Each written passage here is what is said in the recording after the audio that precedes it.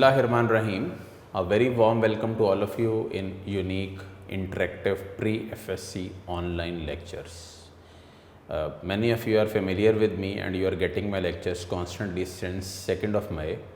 तो इस present situation में the best possible way to reach out to you all was through the video online lectures. उम्मीद करता हूँ कि ये लेक्चर्स आप सबके लिए इन्फॉर्मेटिव होंगे। आपने कुछ ना कुछ इन लेक्चर्स के दौरान गेन किया होगा, अपने आप को इम्प्रूव किया होगा और मज़ीद इम्प्रूवमेंट की तरफ भी इंशाल्लाह वक्त के साथ साथ जाएंगे। थोड़ा सा पिछला लेक्चर रिकैप कर दूँ, फिर अगले लेक्चर को इसके साथ इनिशिएट करते हैं। बेटे, हमने सबसे पहले पढ़ा बायोडाइवर्सिटी होती क्या है, variety of plants and animals जो किसी इकोसिस्टम में एग्जिस्ट करते हैं, वो उसकी बायोडाइवर्सिटी है। फिर मेरे बच्चों, मैंने आपको बताया कि बायोडाइवर्सिटी की बेस के ऊपर जब आप मुख्तलिफ़ ऑर्गेनिज़म्स को क्लासीफाई करते हैं तो बेसिस ऑफ क्लासिफिकेशन क्या थी। तो क्लासिफिकेशन की बेसिस में दो वर्ड बहुत इंपॉर्टेंट थे, एक था सिमिलैरिटी और दूसरा था डिफरेंसेस। सिमिलैरिटीज़ का क्या मतलब है कि वो जो क्लासेस बनी हैं वो कितनी सिमिलर हैं, और डिफरेंसेस का क्या मतलब है कि उनमें क्या डिफरेंसेस मौजूद हैं। और इसी बेस के ऊपर मैं हमेशा एग्जांपल देता हूँ, अगर आप अपने आप को बर्ड्स के साथ कंपेयर करें तो डिस्टिंग्विशिंग कैरेक्टर्स क्या होने चाहिए। फिर मैंने आपको एक शॉर्ट क्वेश्चन पढ़ाया स्पीशीज़ के नाम से।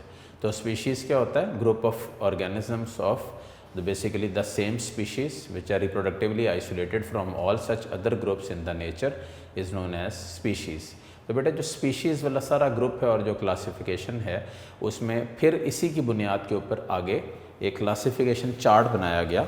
आपको मैंने बताया सबको, उस चार्ट का था KPCOFGS।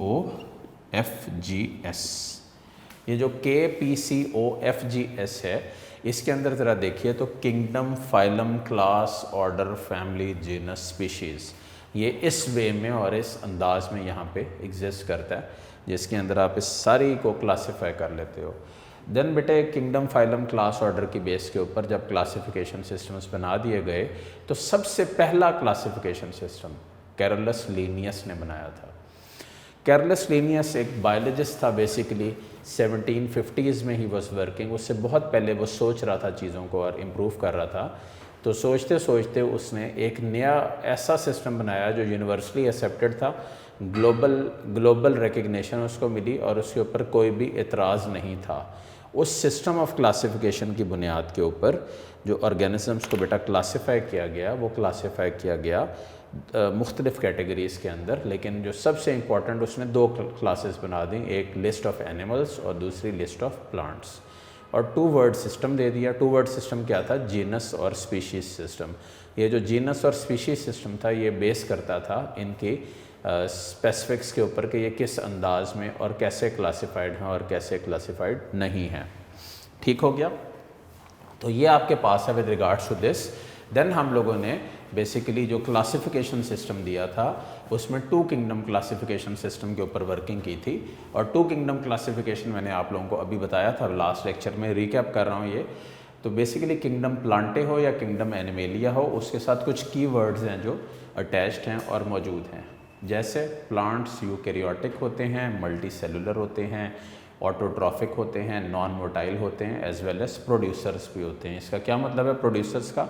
ये लाइट को केमिकल एनर्जी में कन्वर्ट करने की एबिलिटी रखते हैं। इसी तरह जो एनिमल्स हैं वो कंज्यूमर्स हैं, मोटाइल हैं, हेट्रोट्रॉफ्स हैं, मल्टी सेलुलर हैं और यूकैरियोटिक होते हैं और एज सच इसी फॉर्म में एग्जिस्ट करते हैं।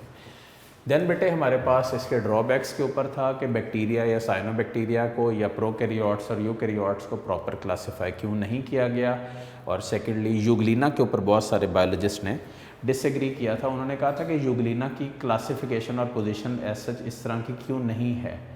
देखें, एरिस्टोटल के पास उस वक्त इतनी नॉलेज और इक्विपिंग नहीं थी, वो इसका जवाब नहीं दे सका। जब वो इसका जवाब नहीं दे सका तो automatically the system stand rejected. ठीक है। इसके बाद 1866 में अर्नेस्ट हैकल सामने आया और उसने किंगडम प्रोटिस्टा को एक्सप्लेन किया।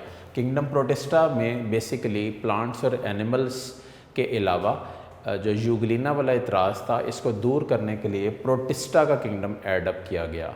और प्रोटिस्ट क्या होते हैं? ये वो होते हैं जिनमें एनिमल लाइक करैक्टर भी होते हैं और प्लांट लाइक करैक्टर भी होते हैं। और इसमें सबसे पहले उसने इंक्लूड किया यूग्लिना को। यूग्लिना बेटे क्या होता है, आपके सामने एक्सप्लेन्ड है। यूग्लिना वो है जिसके पास एनिमल लाइक करैक्टर भी हैं, जैसे उसके पास सेल वॉल नहीं है, और अगर अंधेरा हो जाए तो वो कंज्यूमर या हेटरोट्रॉफ के तौर पे भी रह सकता है। और अगर आप दूसरी साइड पे देखो तो प्लांट लाइक करैक्टर्स में दिन के वक्त यूग्लिना के पास क्लोरोफिल होता है, जिसको वो लाइट से केमिकल एनर्जी में कन्वर्ट करता है और ऐसा सारा प्रोसेस चला रहा होता है। तो दोनों ही चीज़ें आपके पास आ गई।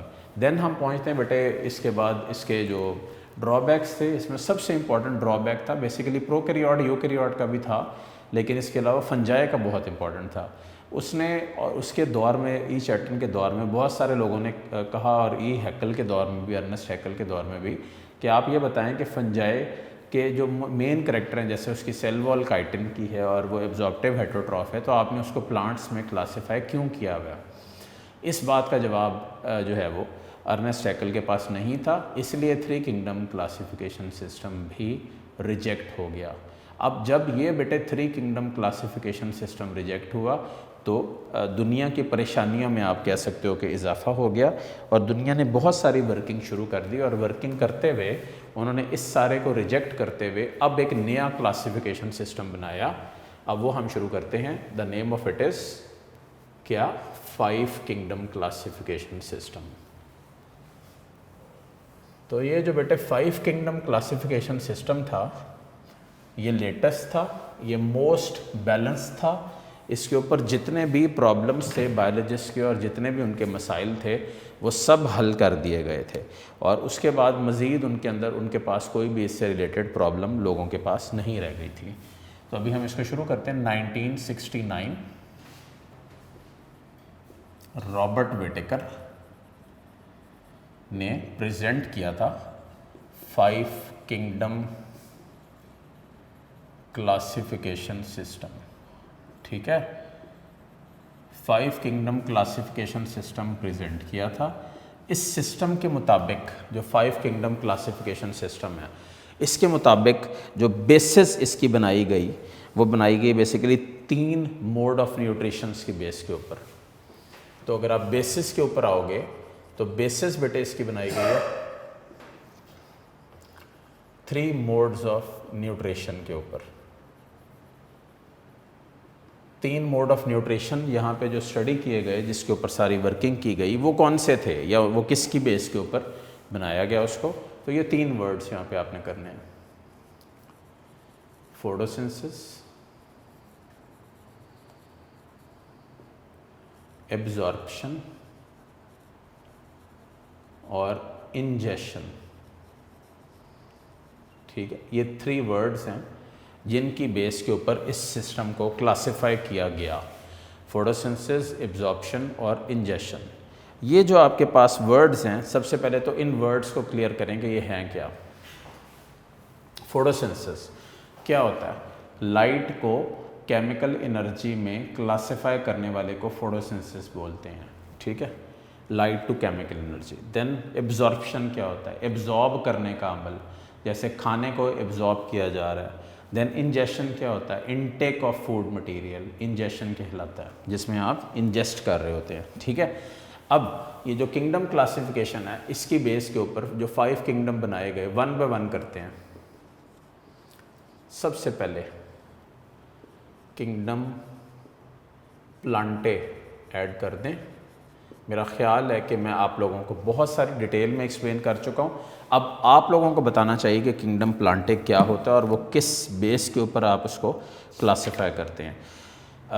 इसमें eukaryotic multicellular producers of the ecosystem आ जाता है। ये वो होते हैं जो बेसिकली फोटोसिंथेसिस का प्रोसेस इस्तेमाल करते हैं, लाइट को केमिकल एनर्जी में कन्वर्ट करते हैं। और इसमें मुख्तलिफ क्लासेस हैं किंगडम प्लांटे में, जैसे मॉसेस, फर्न्स, फ्लावरिंग प्लांट्स। ठीक है, तो ये मुख्तलिफ कैटेगरीज़ हैं जिनके अंदर इनको क्लासिफाई किया जाता है और एज सच अरेंज अप किया जाता है, जो यहाँ पे आपको नज़र भी आ रहे हैं।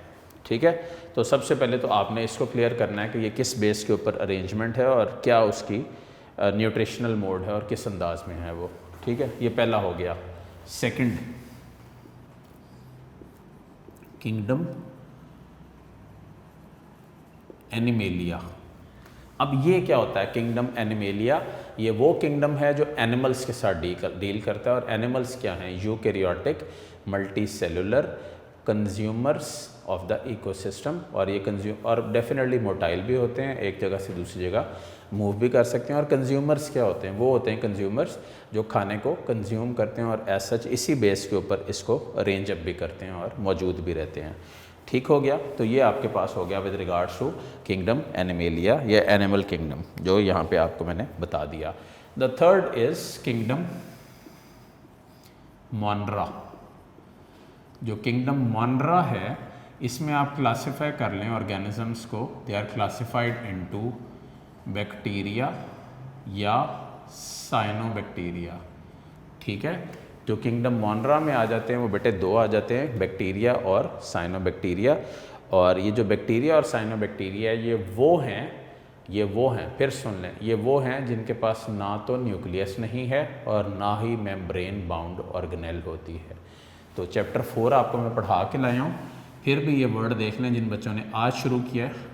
किंगडम मोनरास क्या होते हैं? जिसमें न्यूक्लियस भी नहीं होता और MBO मेम्ब्रेन बाउंड ऑर्गेनेल भी एज सच मौजूद नहीं होती और ना ही प्रॉपरली ये सिस्टम यहाँ पे एक्सप्लेन्ड है।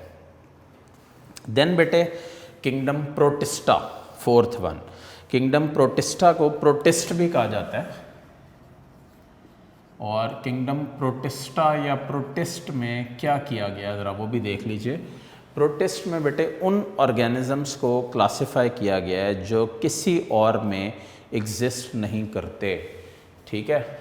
यहाँ पे आपकी किताब कह रही है ये यूनिसेलर भी हो सकते हैं और सिंपल मल्टी सेलर भी हो सकते हैं, सिंपल मल्टी सेल्यूलर। और ये कॉलोनियल ऑर्गेनाइजेशन की फॉर्म में भी एग्जिस्ट कर सकते हैं। ठीक है? यानी कि महल्ले की शक्ल में भी एग्जिस्ट कर सकते हैं। ओके हो गया? अब इस सारे की बेस के ऊपर जब किंगडम प्रोटिस्टा को क्लासिफाई किया गया तो प्रोटिस्ट के अंदर सरे फेरिस्त वो रखे गए जिसको आप बोलते हो यूग्लिना, जिसका ऊपर बहुत सारा एतराज़ आपको पढ़ाया है। यूग्लिना वो था जिसमें प्लांट लाइक कैरेक्टर भी था, जिसमें एनिमल लाइक कैरेक्टर भी था। तो जब यूग्लिना को क्लासिफाई किया गया तो इसमें आपने ये देखा कि ये प्लांट लाइक भी हैं और एनिमल लाइक भी हैं और एज सच इसी फॉर्म में एग्जिस्ट कर रहे हैं। राइट हो गया? Then fifth and the last kingdom जो बेटे बनाया गया वो था फंजाई। फंजाई में वो स्पीशीज़ रखी गई जो प्लांट्स में भी फिट नहीं होती थी और एनिमल्स में भी फिट नहीं होती थी। और डेफिनेटली उसकी वजह उसके अंदर जो प्रॉब्लम्स थे, जो उसके फीचर्स थे, जो कॉमन नहीं थे, जो समझ नहीं आते थे, वो थे। तो ये जो किंगडम फंजाई था इसके अंदर कुछ मेन वर्ड्स आपको बता दूँ। फंजाई ये आपको मिलेगा भी थोड़ा सा लिखा हुआ पेज 70 के ऊपर, तो किताब में पढ़ के इसको परेशान नहीं होना, बड़े आराम सुकून से कीजिएगा। फंजाई आर एब्जॉर्प्टिव हेटेरोट्रॉफ्स, एक पॉइंट ये कर लें। ठीक है? Number 2, they have chitin in their cell wall, इनके पास काइटिन भी मौजूद होता है। 2 पॉइंट हो गए। इसके अलावा थर्ड यहाँ पे क्या है, इनके पास सेलुलोज नहीं होता। तो वो तो मैंने ऑलरेडी आपको बता दिया था कि प्लांट्स में होता है सेलुलोज और इसमें नहीं होता। इसके अलावा they are the principal decomposers of the ecosystem. Decomposers बेटे क्या होते हैं? वो होते हैं जो किसी को डीकम्पोज करते हैं, यानी कि किसी से मुराद है कि किसी और ऑर्गेनिज्म को, डेड डिकेइंग ऑर्गेनिक मैटर को, फीसेस को डीकम्पोज करते हैं और एज सच फिर इसी वे के अंदर एग्जिस्ट करते हैं और मौजूद होते हैं। तो ये बेटे किंगडम आपके पास है फंजाई। इसकी बुनियाद के ऊपर 5 किंगडम क्लासिफिकेशन सिस्टम कंप्लीट हो गया। अगर पेज 69 और 70 देखें किताब का तो वो प्रॉपरली एक्सप्लेन नहीं है, वो इक्विप्ड भी नहीं है, उसके अंदर आपको समझ भी नहीं आती और आप डेफिनेटली प्रॉब्लम का भी शिकार होते हैं। तो इसलिए कोशिश ये कीजिएगा कि जब भी ये टॉपिक करें यहाँ से इसका लॉन्ग क्वेश्चन शुरू करें। ये बोर्ड पॉइंट ऑफ व्यू से इंपॉर्टेंट है, इसके अंदर इसकी बेसिस एक्सप्लेन करें। किताब में इस तरह नहीं है, कोशिश कीजिएगा हेडिंग्स बना के लिखें। फिर किंगडम प्लांटे के ऊपर आ जाएं, फिर इसी तरह एनिमेलिया के ऊपर, फिर मोनरा के ऊपर, प्रोटिस्ट के ऊपर और फाइनली फंजाई के ऊपर। और मोनरा के अंदर भी लिखिएगा कि ये प्रिंसिपल डीकम्पोजर्स होते हैं इकोसिस्टम के, और इसी बेस के ऊपर ये दिया गया। ये सिस्टम कब दिया गया, ये डेट याद रखिएगा 1969।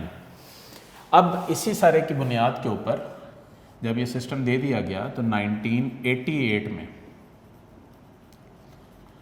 मार्गुलिस एंड श्वार्ट्ज सामने आए, और मार्गुलिस और श्वार्ट्ज ने 1988 के अंदर इस सारे सिस्टम को मॉडिफाई किया। कैसे मॉडिफाई किया, कुछ वर्ड्स हैं यहाँ पे लिखे हुए, by considering cellular organisation, mode of nutrition, then हमारे पास साइटोलॉजी, जेनेटिक्स है। और देखें कुछ वर्ड्स हैं जो एक्सप्लेन कर दूँ। साइटोलॉजी सेल बायोलॉजी को भी बोलते हैं, ये जेनेटिक्स जो जीन्स और उसकी स्टडी को बोला जाता है। देन ऑर्गेनेल्स हैं सिम्बायोटिक ओरिजिन की। अब ये क्या होता है, सिम्बायोसिस क्या होता है, एनीवन नोज? मैं आपको गाइड करूं इसके ऊपर। सिम्बायोसिस एक ऐसा प्रोसेस है जिसमें कोई भी ऑर्गेनेल्स एक दूसरे के साथ सिम्बायोटिकली एग्जिस्ट करती हैं। इसका क्या मतलब है कि एक दूसरे के साथ मौजूद होती हैं और एक दूसरे के साथ इंफॉर्मेशन, या आप समझ लो कि बेसिकली जो नॉलेज है वो शेयर करती हैं। सिम्बायोसिस में कोई एक ऐसी रिलेशनशिप होती है जिसमें दो स्पीशीज़, डिफरेंट स्पीशीज़ एक दूसरे के साथ मिल के रहती हैं। जैसे म्यूचुअलिज्म, वो क्या है, म्यूचुअल बेनिफिट, दोनों मिल के रह रही हैं। कमेंशलिज्म, एक को फ़ायदा हो रहा है एक को नुकसान हो रहा है, और एज सच इसी फॉर्म में एग्जिस्ट करती है। ठीक है। सिम्बायोटिक ओरिजिन में दो वर्ड्स हैं, एक है माइटोकॉन्ड्रिया और दूसरा है क्लोरोप्लास्ट। ठीक है। जो माइटोकॉन्ड्रिया बेटे और क्लोरोप्लास्ट हैं, ये दोनों वो ऑर्गेनेल्स हैं जिनको आप बोलते हो, याद करो चैप्टर 4 मैंने वहाँ पे बताया था कि ये दोनों सिम्बायोटिक ओरिजिन के हैं। इसका मतलब ये इवॉल्व हुई हैं बैक्टीरिया से या प्रोकैरियोट से। इसीलिए इन दोनों का राइबोसोम, राइबोसोम क्या होता है, ribo nucleoprotein particle, non membranes होता है। चैप्टर 4 रिकैप कर रहा हूँ आपको। इसीलिए इनका जो राइबोसोम है वो 70S होता है, 80S नहीं होता। साइज़ है वहाँ पे भी देख लीजिएगा, एक दफ़ा रिवाइज हो जाएगा आपका। तो ये सिम्बायोटिक ओरिजिन की बेसिक स्पीशीज़ हैं जो यहाँ पे एग्जिस्ट करती हैं और एज सच मौजूद हैं और इसी फॉर्म में यहाँ पे एग्जिस्ट कर रही हैं। तो ये बेटे हमारे पास है विद रिगार्ड्स टू दिस कि हमने इसको कैसे क्लासिफाई किया, इसकी बुनियाद क्या थी और इसके ऊपर आप क्लासिफिकेशन सिस्टम क्या बनाते हो। मैं थोड़ा सा पेज 71 के ऊपर सारे बच्चे आ जाएं और थोड़ा सा मुझे सुने। नीचे देखिए लास्ट पे बिल्कुल जो पेज 71 है उसके अंदर ब्लू में एक वर्ड लिखा हुआ है, इंसेस्ट्रल प्रोकैरियोट।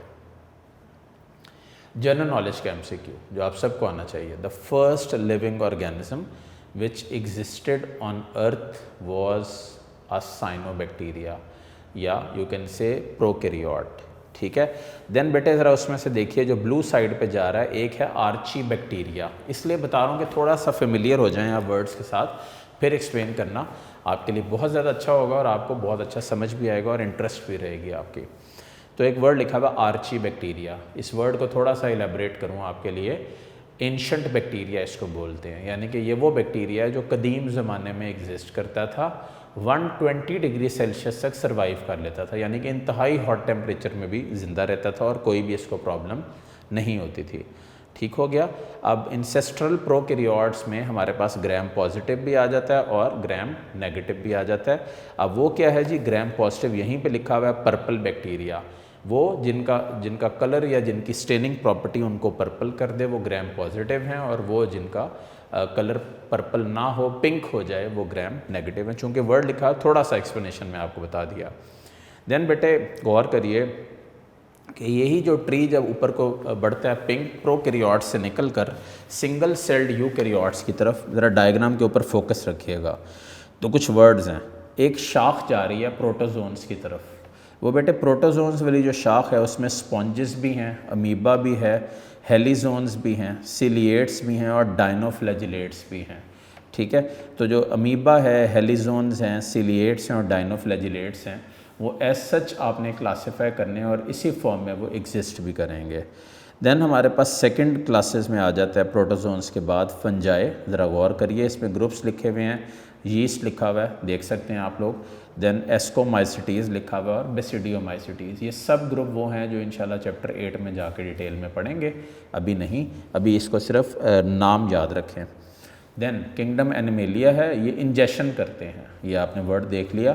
इसमें मुख्तलिफ स्पीशीज़ क्लासिफाइड है, देखें इसमें नाम लिखे हुए हैं, जैसे इसमें स्पॉन्जेस एक साइड पे लिखा हुआ है प्रोटोजोन्स के साथ, फिर सिलेंट्रेट्स हैं, देन नीमाटोड्स हैं, मॉलस्क्स हैं, आर्थ्रोपॉड्स हैं, इकाइनोडर्म्स हैं, यूरोकॉर्डेट्स हैं और फाइनली वर्टिब्रेट्स हैं।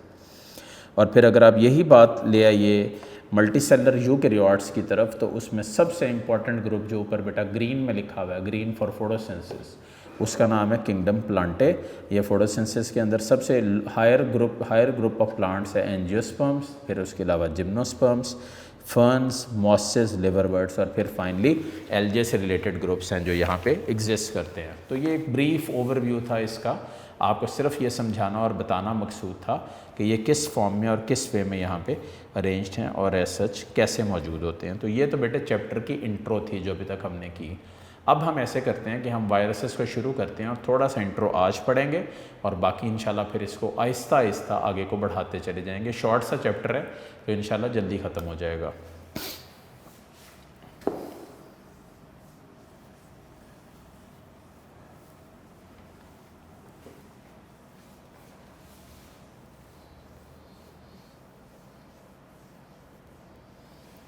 तो बेटे अब हम पढ़ रहे हैं वायरस। वायरसेस क्या होते हैं? सबसे पहले तो वर्ड वायरस जो है वो ओरिजिनेट किससे हुआ है? वायरस वर्ड जो है वो डिराइव हुआ है लैटिन वर्ड से, लैटिन से, ठीक है, जिसका मतलब होता है वेनम या पॉइजन। ठीक है, सबसे पहले तो ये याद कर लें कि वायरसेस क्या हैं। लैटिन वर्ड है जिसका मतलब क्या है? वेनम या पॉइजन। अच्छा, अब वायरसेस को आप डिफ़ाइन कैसे करेंगे? बहुत इंपॉर्टेंट डेफिनेशन, पहला शॉर्ट क्वेश्चन। और सबसे इंपॉर्टेंट वर्ड्स इसके साथ कौन से रिलेटेड हैं? पहली चीज़ तो ये कि वायरसेस के साथ हम पढ़ेंगे ऑब्लिगेट इंट्रासेलुलर पैरासाइट्स। ठीक है, अब हम वायरसेस पढ़ रहे हैं और आजकल सारी दुनिया वायरस के अटैक में ही है। तो सबसे पहले जानना ज़रूरी है कि वायरस है क्या, किस फॉर्म में एग्जिस्ट करता है, और ये आप इंटर लेवल पे सीखते हो और फिर आगे बढ़ के आप इसको इम्प्रूवमेंट की तरफ लेके आते हो और बेहतर से बेहतर जानते जाते हो कि ये किस तरह। अच्छा, ये तो हो गया ऑब्लिगेट इंट्रासेलुलर पैरासाइट। सबसे पहले तो ये बता दें कि ये क्या होता है। इसका ये मतलब है कि वैसे तो वायरसेस नॉन लिविंग है, नॉन लिविंग है, लेकिन बेसिकली ये एग्जिस्ट करते हैं एज लिविंग ऑर्गेनिजम्स जब भी ये किसी भी लिविंग सिस्टम या सेल की तरफ आते हैं। कॉमन एग्जांपल देखें, आजकल हर टीवी के ऊपर चल रहा है मास्क पहने, किसी के साथ किसी के ऊपर खांसी ना करें, छींक ना मारें, किसी से हाथ मत मिलाएं, चीज़ों के ऊपर ज़्यादा अपने हाथ मत मलें, बचा के रखें अपने आप को, फेस को कवर करके रखें। आपका जो छींक है या जो आपका जो खांसी है उसके ड्रॉपलेट्स किसी और के मुंह तक नहीं जाने चाहिए। ये सब क्यों है? ये सब इसलिए है कि जब भी आपके जो पाइपलाइन से आप समझ लो या ट्रेकिया या विंड पाइप से जब ये ड्रॉपलेट्स निकलते हैं और से फॉर एग्जांपल वो वायरस ही है, तो वो बेटे किसी और के ऊपर लैंड करेगा और से फॉर एग्जांपल उसके हाथ से वो कोई निवाला रोटी का खा रहा था, उसके साथ उसके पेट में चला गया, तो वहाँ पे जाके वो लिविंग हो जाएगा। और depending upon the immune system, उस बंदे का जैसा भी इम्यून सिस्टम होगा वो सारे निज़ाम को उसकी बॉडी के तबाह करना शुरू कर देगा और यहीं से प्रॉब्लम राइज करेगी जिसको आप यहाँ पे एक्सप्लेन कर रहे हो। ठीक है, क्लियर हुआ? तो वायरसेस ऑब्लिगेट इंट्रासेलुलर पैरासाइट्स होते हैं। ठीक है, और चूँकि इसको पॉइजन कहा जाता है तो डेफिनेटली इसको आप इस वक्त रिलेट कर लो डेथ के साथ। और अगर आप यही बात अब ले लो तो नोवल कोरोना वायरस जिसको nCoV-19 बोला जा रहा है, ये बेसिकली एक ऐसा वायरस है जो बॉडी का इम्यून सिस्टम डैमेज करता है। इंसान को अगर वायरस के अंदर वीकनेस हो जाए, इम्यूनिटी ख़त्म हो जाए, स्ट्रेस हो, टेंशन हो, डिप्रेशन हो, तो इस सारे फैक्टर्स की वजह से क्या होता है कि रेस्पिरेटरी ट्रैक कोलैप्स कर जाता है, लंग्स में म्यूकस इकट्ठा हो जाता है। और आपने बहुत सारी ऐसी वीडियोस भी देखी होंगी जिसमें पेशेंट्स ये कह रहे हैं कि हमें सांस नहीं आ रहा। वो क्या होता है जी, ऑक्सीजन सेचुरेशन ड्रॉप करती। थोड़ा सा आपको ना इन्फॉर्मेटिव भी इसमें दूँ। अब ऑक्सीजन सेचुरेशन अगर 80 से 90% रह जाए, ठीक है, तो इसका ये मतलब है कि आप बॉर्डर लाइन के ऊपर हैं। जैसे ही ऑक्सीजन सेचुरेशन 60 to 70% पे आएगी, आपको सांस लेने में तकलीफ़ का सामना होगा। आपको ऐसा लगेगा कि इस हवा में सांस नहीं है या आपके लंग्स प्रॉपरली एयर को एक्सचेंज नहीं कर रहे हैं, और आपको खांसी बहुत शदीद आएगी और बार बार आएगी, आपका गला ख़राब होता जाएगा और आपको लगेगा नहीं मुझे इन्फेक्शन है सिंपली, लेकिन हकीकत में शायद आपको ये वायरल अटैक हुआ है। अच्छा, अब ये कॉमन मैन के लिए, मतलब कोई एक आदमी, आम आदमी जा रहा है, उसके लिए समझना कितना मुश्किल है कि ऑक्सीजन सेचुरेशन कितनी है उसके लिए। कि देखें, ऑक्सीजन सेचुरेशन को जानने वाला बेटे एक मीटर होता है, उसको बोलते हैं ऑक्सीमीटर। ये आम अवेलेबल होता है। ऑक्सीमीटर को ऑन करते हैं, जैसे आजकल थर्मल गन्स आपने देखी होंगी, वो टेम्परेचर को बॉडी से टच किए बगैर दूर से भी चेक कर देते हैं। तो ये भी एक सिम्टम है वायरल अटैक का। और ये सिर्फ कोविड-19 का ही नहीं है, ये जो पहले लाहौर में 2011-12 में डेंगू वायरस फैला था, उस वक्त भी यही सिम्टम्स थे। सिर्फ सांस का इतना मसला नहीं था, बाकी इसी तरह था। बुखार भी था लोगों को, हड्डियों में तकलीफ़ भी थी, कमज़ोरी भी बहुत ज़्यादा थी, और इवन खांसी वगैरह भी हो रही थी।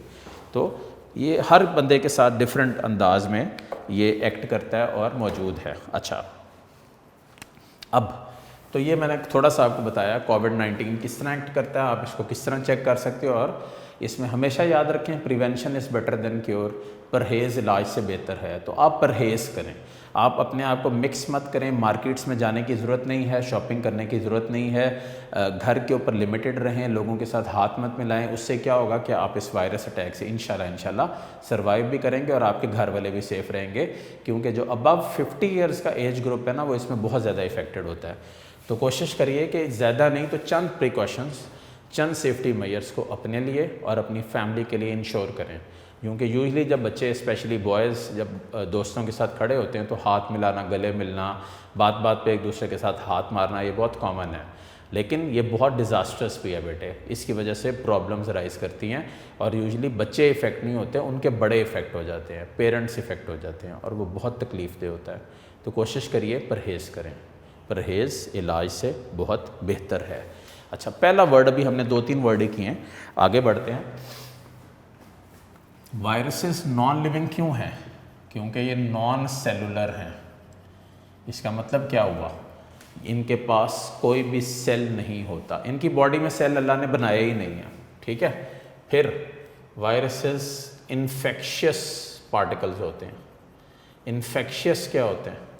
इन्फेक्शियस वो होते हैं जो डिज़ीज़ कॉज करते हैं। यहाँ पे एक चीज़ और भी आपको बता दूँ, आजकल बड़ा कॉमन वर्ड यूज़ हो रहा है, हमेशा याद रखिएगा, अल्लाह रहम करे कभी किसी को बीमारी ना हो। हेपेटाइटिस ले लें, वायरल डिजीज़ है। तो ऐसी कोई भी बीमारी जिसमें वायरस अटैक करता है और वो इफ़ेक्ट करता है, उस वायरल डिजीज़ की वजह से जो एक दफ़ा किसी को वायरल डिजीज़ हो जाए दोबारा नहीं होती, दोबारा 30, 40, 50 ईयर्स इंसान को वही बीमारी रिपीट नहीं होती है। इसी तरह जिस बंदे को कोविड-19 एक दफ़ा हो गया और वो माशाल्लाह रिकवर कर गया, तो उसको दोबारा नहीं होगा ये।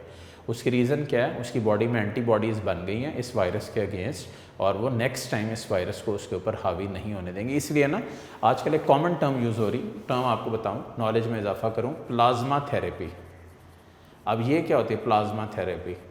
कॉमनली आजकल, बल्कि मैं तो इश्तहार भी देख रहा हूँ फेसबुक के ऊपर, मुख्तलिफ सोशल मीडिया के ऊपर, कि आप बताइए जी मुझे प्लाज्मा चाहिए फ़लाने ब्लड ग्रुप का, O पॉजिटिव का, A पॉजिटिव का। ये प्लाज्मा क्या करता है? जैसे ही किसी कोविड पेशेंट में प्लाज्मा इंजेक्ट करते हैं, वहाँ पे एंटीबॉडी बनना शुरू हो जाती है। रिकॉल करिए चैप्टर 2, क्या होती हैं एंटीबॉडीज़? इम्यूनोग्लोबुलिन्स होती हैं, और ये क्या करती हैं? बॉडी को डिफेंस प्रोवाइड करती हैं, और एज सच बॉडी डिफेंस के अंदर मौजूद भी रहती है और इजीली सरवाइव भी करती है, ठीक है। तो ये इसके हवाले से चंद वर्ड्स और चंद इन्फॉर्मेशन जो कोविड-19 में मेरे बच्चों के लिए बहुत ज़्यादा बेनिफिशियल रहेगी। पेरेंट्स को भी सेफ़ रखें। ओल्ड एज वाला ग्रुप ज़्यादा प्रोन है, क्योंकि देखिए अल्लाह का निज़ाम है, हर नफ्स ने बूढ़े होना है। यही ज़िंदगी की इख्तिताम की निशानी होती है कि इंसान हर गुज़रते दिन के साथ अपने इख्तिताम की तरफ बढ़ रहा होता है। तो उस वक्त इम्यूनिटी वीक होती जाती एजिंग के प्रोसेस की वजह से। तो हमेशा याद रखिए कि इसमें इस वक्त बहुत ज़्यादा एहतियात की ज़रूरत है, ठीक है। अच्छा, इसके अलावा नॉन सेलुलर होते हैं, इन्फेक्शियस होते हैं, ये भी आपको बता दिया। तो अब इनका स्ट्रक्चर किस तरह है या इनमें मेन पॉइंट्स किस तरह हैं। इनके पास प्रोटीन कोट होता है जिसमें न्यूक्लिक एसिड्स मौजूद होते हैं।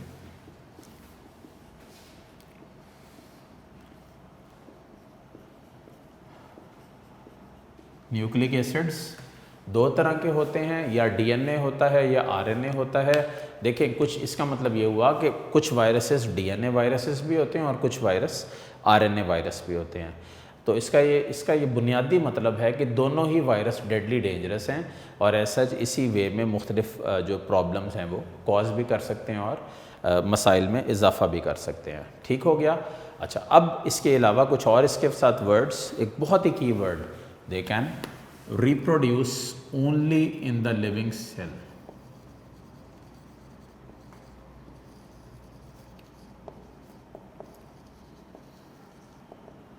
अब ये क्या है जी, they reproduce only in the living cells, what does that mean. इसका मतलब है, ये देखें मैं मार्कर इस्तेमाल कर रहा हूँ, लिख रहा हूँ, ये मेरे हाथ हैं, हो सकता है मेरे हाथों के ऊपर वायरस हो, लेकिन क्या है कि मैं अननेसेसरीली अपने हाथों को अपने मुंह के साथ कांटेक्ट में नहीं ला रहा। वायरस इस स्किन के थ्रू बेटे पास ऑन नहीं कर सकता। वायरस को पास ऑन होने के लिए डेफिनेटली उसको पास ऑन करने के लिए, आगे जाने के लिए एक मुख्तलिफ अंदाज में कांटेक्ट मीडिया चाहिए होता है, जो फिर उसके अंदर फिर वो मौजूद होता है, फिर वो जाके तेज़ी से मल्टीप्लाई होता है अपने होस्ट सेल के लिए, और host cell definitely immune cells होते हैं। तो कोशिश ये करिए कि हाथों को बार बार धोएं, और इस बीमारी से बचने का तरीका ही एहतियात है, और बार बार हाथों के साथ अपने नाक को, अपने फेस को रब मत करें, उससे प्रॉब्लम आएगी आपको, ठीक है। तो ये रिप्रोड्यूस किस तरह करते हैं, basically in the living cells, और biosynthetic machinery of the host use करते हैं। Biosynthetic machinery of host. देखें, बायोसिंथेटिक मशीनरी ऑफ होस्ट क्या होता है। इसका मतलब है